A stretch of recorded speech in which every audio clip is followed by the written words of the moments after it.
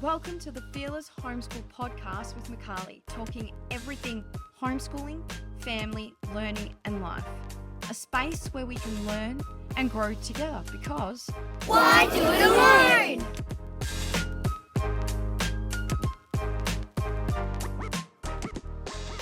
Welcome to week 2 of the Fearless Homeschool podcast with Macaulay. In this week's podcast episodes, we chat with Penny Graham, who lives in the southwest coast of Western Australia with her family of 6. She's a primary school teacher turned homeschool mum to 4 children aged 8 to 14 and now embarking on her 10th year of homeschooling. Penny enjoys the freedom and flexibility of homeschooling with more time to connect and learn as a family. As you will hear today, although eclectic, Penny draws deeply from the philosophies of Charlotte Mason and classical education to build her family's learning experience and culture. And it was lovely to hear how she marries those two approaches while always trying to keep her kids learning intentional, relevant, and connected. Let's jump in. So I would like to welcome Penny Graham to the podcast in season 1. And I'm going to hand over straight to her and let Penny tell us a little bit about herself, her family, and how she was drawn to homeschooling. Welcome, Penny. Thanks so much, Macaulay. I'm so excited to be here joining you on the very first season of the podcast. Something I wish I had in my pocket when I first started homeschooling. So hi, everyone. My name is Penny. I live on the west coast of WA, in the southwest, with my family of 6. So 4 children homeschooling, ages between 8 and 14 at the moment. And we're about to launch into our 10th year. So we're pretty excited to see a decade. I feel like we should almost have a year off, like a bit of annual long leave. service No, what is it? leave. Long service leave. Travel. Yeah, I think we're certainly due. But so yeah, we've been homeschooling for 10 years. So my eldest child, who's a daughter, she started kindy. She actually did the 3 days a week kindy. And then from her full-time school in WA, we call it pre-primary here. So from their full-time school from 5, she has been homeschooling since then. So my son also, my second child also did the same thing. He did a kindy, although I must say that during that year of kindy, while I was homeschooling and I had a newborn and a toddler, it was a bit hectic and we didn't quite make the kindy attendance. I think we failed that one. So from the first year of pre-primary, we decided just to give it a go. I felt like when my daughter was at kindy, she was holding everything together and putting on her best self at kindy. And then when she got home from kindy, she was quite an emotional wreck.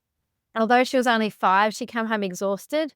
And we just realized we were getting the worst of her, not the best of her. We traded the best of her to send her to kindy to receive the worst of her at the end of the day. And she also felt, even though she was so young, just pressure to really conform to the behaviors and the trends of the time. I remember she came home from school and said, "Mum, I have to have something Dora the Explorer." She said, all the kids at kindy, all the girls might have a lunchbox or a hat or a backpack, Dora the Explorer. And we're not big into screen time and watching things, so I'm amazed that she even knew who Dora the Explorer was. But I just started to realize she was looking around at everyone and thinking, how can I fit in and how can I be part of this group? And so she didn't have the freedom to be herself, which she had for the years before that. So I just think we wanted to maintain connection with our children.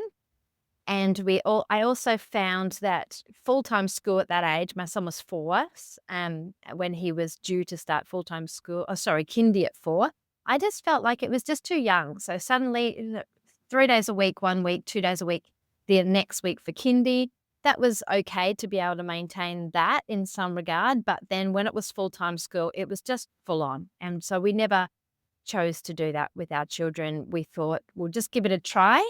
And Lucy was eager to learn. So she was already eager to learn before she went to kindy. And while she was at kindy, it's like her day at kindy was exhausting her and she'd come home and she wasn't so interested in learning. But then once we didn't send her the next year of full-time school, that drive and desire to learn really returned. And so I just thought, well, why don't I continue to teach her from, from your child is young, you teach them, they learn so many things in the first 2 years of their life. And then you start to do some counting with them and they learn colors and they learn shapes and they learn how to speak and they learn so many things. And I thought, well, why don't we just continue that learning in the home at a time that's contextual, at a time that makes sense to them, because that's when they want to learn something. Like, for example, if they want to learn the time, they look at the clock. Oh, what does the time mean?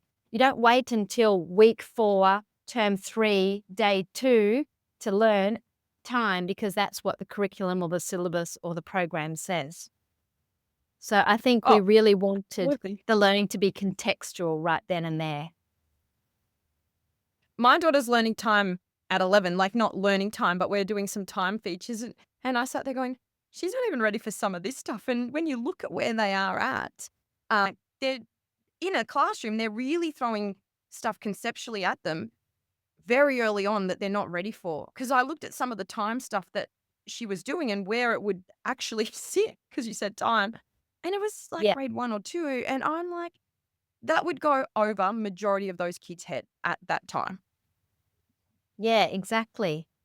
And I think homeschooling, we have the freedom to do that. So I wanted to have the opportunity to teach the children in the context of the home and Yep. at a time that they were really ready to learn specific skills. And so Yep. homeschooling gives Beautiful. us the freedom to do that.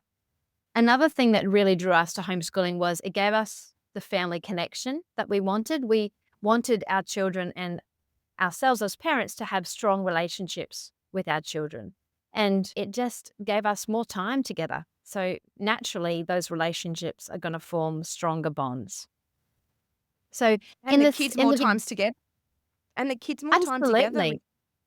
Yeah. And I just remember, that year where I had one homeschooling and I had one going to kindy, and then I had a toddler and I had a newborn, that they were sort of saying, why is that child going, And then that child felt left out. We'd actually drop the child at kindy and go to the beach. And we had to not tell them because they were really sad that they missed out on going to the beach with us.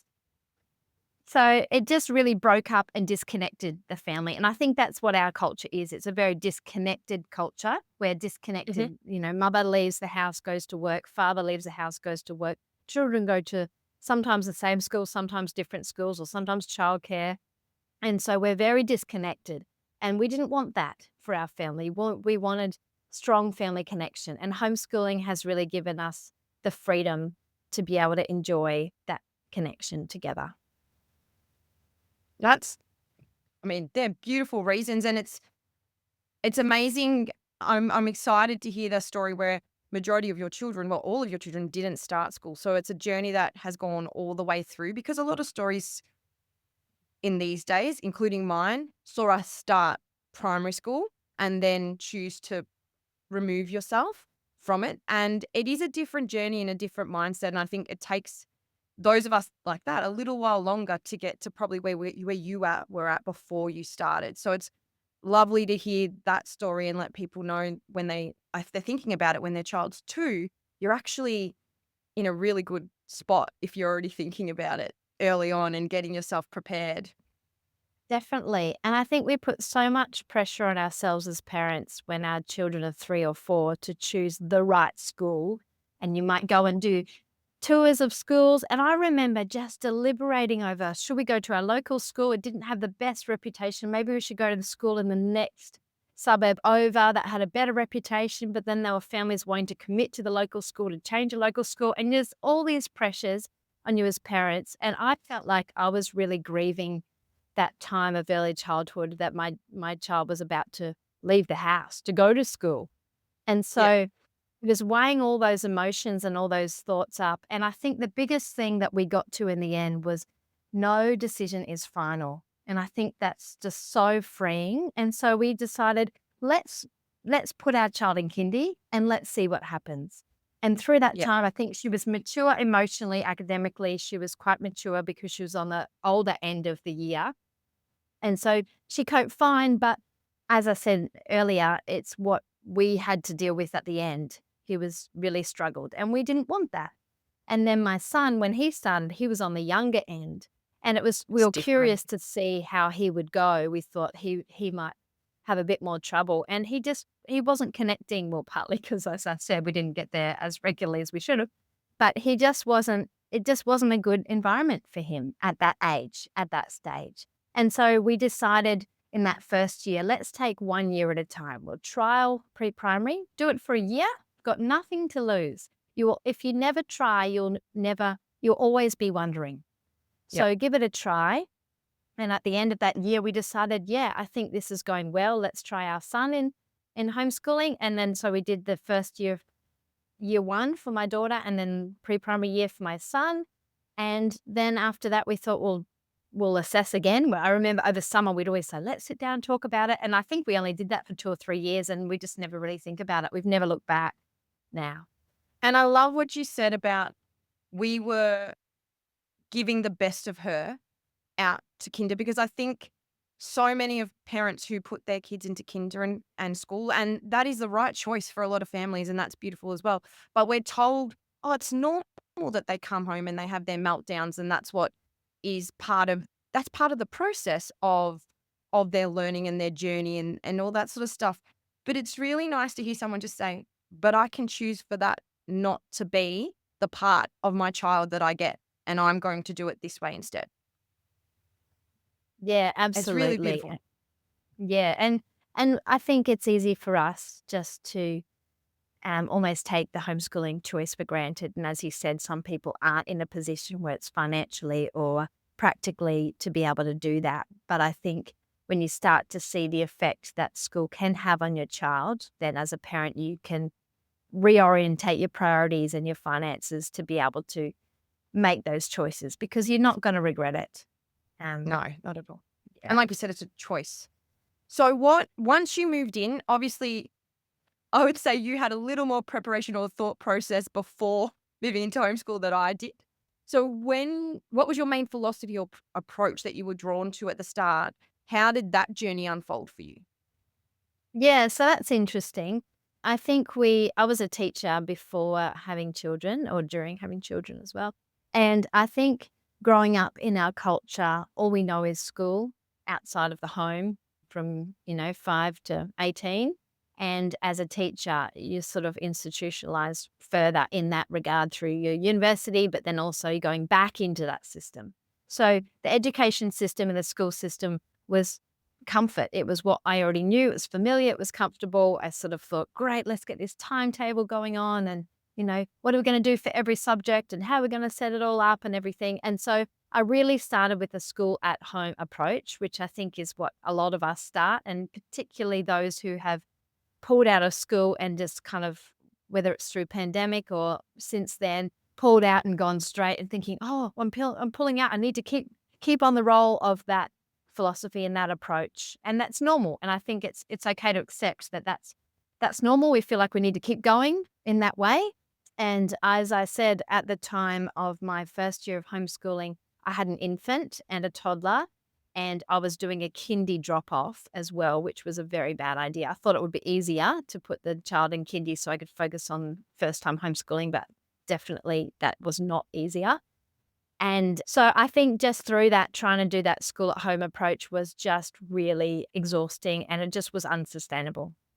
So I realized I got to a point where, no, this is not going to work. It's absolutely defeating the purpose of, of having those beautiful family connections, because I was stressed, I was under pressure, I was getting frustrated at the baby and the toddler, and we're always late for kindy if we made it, and getting in trouble and having to get late notes from the principal and all that drama. And then my child, who I was trying to homeschool, I was forcing this learning upon her at a time that was convenient for me, and under pressure, and we were butting heads. And so it wasn't good. And that's where I think some people get to and say, homeschool's not for me.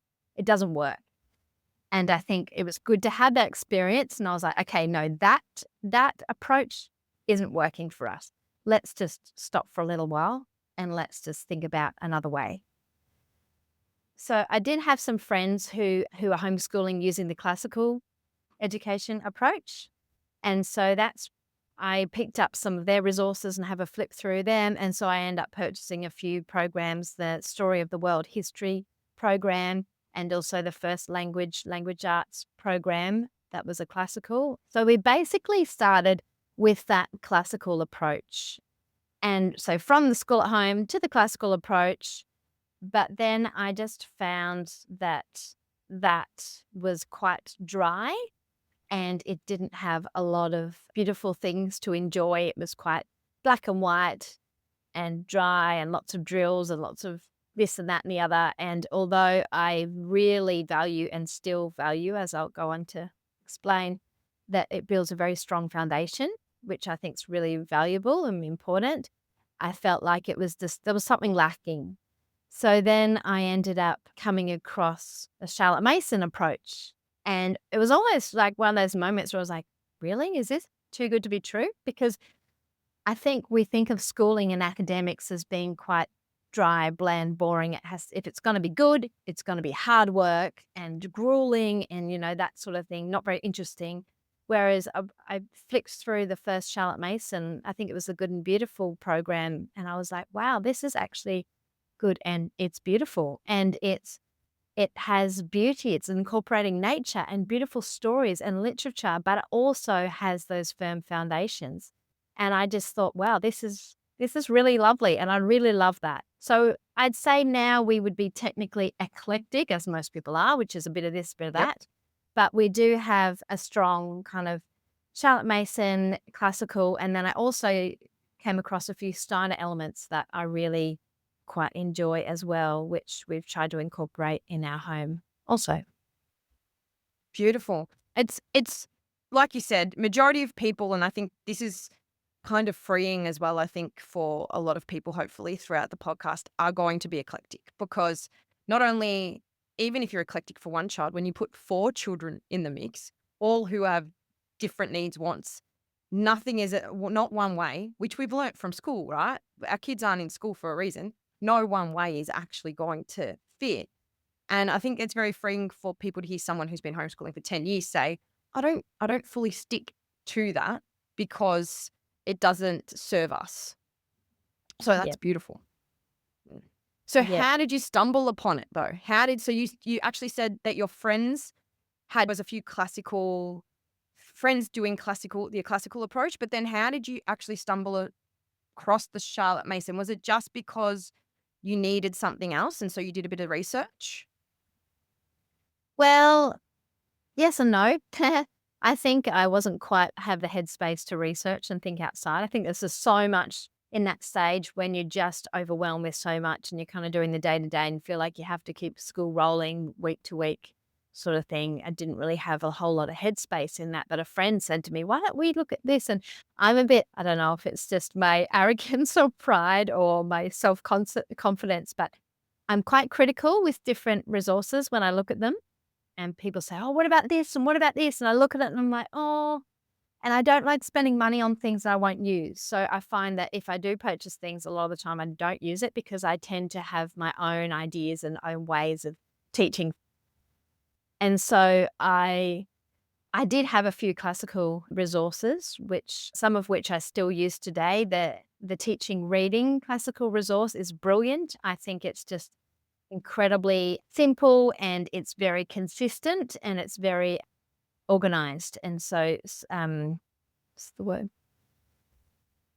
You go from one to the next, to the next, to the next. Sequential is the word. Thank you. Yes. Sequential. So it's great because you can teach children to read in those early phonics. All of that early learning, literacy, phonics is great. And so I use that as a textbook basically. And I've loaned it to many friends who've also used it. So that's a very great classical resource. And also the Story of the World, we still use that resource as well. I just found a friend came to me and showed me this Good and Beautiful program. And I just thought, wow, that's really lovely. I love the artwork that was incorporated into it and the poetry and the literature and the nature. And so I thought, So then I did look a bit more into Charlotte Mason. I started listening to podcasts and looking at some online Charlotte Mason websites and blogs and looking at some resources and books and things. And I just thought, yeah, this is a good fit for our family. I just really love the beauty, truth, and goodness that's just woven into everything, whether it's history or grammar or whatever you're doing. And the real focus on nature and literature. So using nature as much as possible, which I was sort of naturally doing. I think it was one of those moments where you think, oh, all the things I'm kind of in my mind is going around. Oh, I wonder if I could do this, wonder if I could do that. And I didn't really have the headspace and time to nut it out. And then you find something that's kind of embodied all of those ideas. You think, yeah, that's it. And it's already been created. Great. I can just use this. So it was quite a stark contrast to the classical approach, which, as I said before, I found, although it's brilliant for laying strong foundations, I just found it a little bit dry and bland. But what Charlotte Mason approach does differently is it brings those foundations to life, and it brings those living books, and you get to meet characters and learn about places and periods of history and time through characters and through stories and through pictures and through nature, rather than just reading about it, if that makes sense. Absolutely. And what I took away from there, a couple of things is one, it's okay no matter what style of homeschooling you're doing I was similar to you. I would go, oh no, I could do that better. Or I don't want to use a whole resource. I don't want to get stuck in this or that and have to commit to something. But it's okay when you see something, it's like, that encompasses enough of what I want to do. I can use bits and pieces from this. It's okay for you to use those things with your kids. You're not then pushing that upon them, if that makes sense. It's still just gives them curiosity and inquisitiveness, especially in Charlotte Mason. The part I find the hardest with Charlotte Mason is picking, because there is so many living books. Picking the right one, it gets, that part of it I find gets overwhelming for me when I'm trying to pick the ones that we might do, or the things that the kids are interested in, because there's a lot of them now, isn't there? There's so much opportunity within living books now. Yeah, absolutely. And I think you'll find as your children get older, which I'm finding is they are picking up those as well. So I have a list of books that the kids read by themselves or they listen to on audio, as well as books that we read as a family. So just trying to put a few more living books in that same topic as we go along, which is really beautiful. So keep those lists and keep those ideas, because you will get to them, even if it's on audio over summer. That's another great way. Audiobooks are a lifesaver in our household. What is you've sort of explained this as well, but what is your take or understanding on those two approaches? Like out of well-trained, sorry, I went to say well-trained mind because I know that's classical, but out of classical and out of Charlotte Mason, would you say you took the foundations out of the classical part of it? So if someone looks into classical, the parts you loved about it was that it gave the kids great foundations at the start, like you said, phonics and all those sort of things. But once that had been done or completed, the Charlotte Mason allowed much more curiosity. Would that be why you were drawn to all of those, or you tell me? Yeah, I think that's a great summary. It's certainly, so the way the classical education works is it takes the idea of learning to match with the developmental age and stage. So you've got the grammar stage, which is K to 4, then the logic stage, which is years 5 to 8, and then rhetoric stage, which is 9 to 12. And so in each of those stages, there are certain approaches, teaching, learning approaches that you would use. And so the younger stage is more about repetition. It's where the brain is really picking up on building neuron pathways and learning things. So that's where I've done a lot with my kids in number facts. So they'll start with sort of make to 10 number facts, and then they'll do doubles number facts and times tables, and they'll make up cards and they'll be practicing them every day, that sort of thing. And grammar, nouns, verbs, adjective, parts of grammar, which if you look at the Australian syllabus, they don't do that till probably year 4 plus. I don't know. I'm not an expert on that, but older. But the idea in classical is that they will remember more when they're younger. So you do all those sort of repetition things when they're younger, and then as they go through the logic stage, they start to make sense of that. So the idea with classical is that they don't understand the times tables, for example, when they're learning them by rote, but then in the logic stage, they do understand. And although that makes sense in some ways, I found that really hard to instill in my kids because I wanted them to learn something that made sense to them.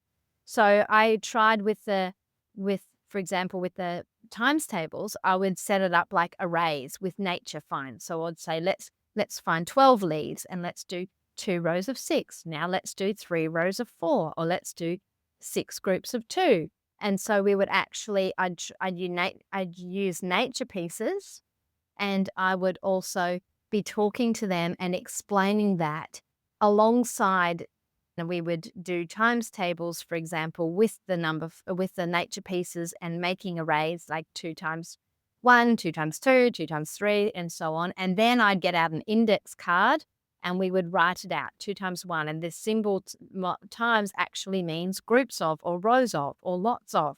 And so I would be explaining it simultaneously with creating this resource that will then become their rote learning that they would be practicing with those times tables cards. They practice them every day, and they still do it every day. Either when they're younger, it's just the 2 times tables for 2 or 3 weeks. But when they're older, they practice more. But they don't just stand there and practice it. I'm very big on incorporating nature and movement. So I get them to go on the trampoline and jump that. Or my boys are into soccer, so I get them set up with a soccer ball against a wall, and they've got a card that they hold in their hand and they put it in their pocket and they go 2 times 1 is 2, and they kick the soccer ball in rhythm with that. So it's that incorporating being outside, which is a big Charlotte Mason thing, using nature. Movement's just my own thing, but I think it's just so vital for life and health and well-being. And then the classical repetition approach. So trying to marry basically the best of those together.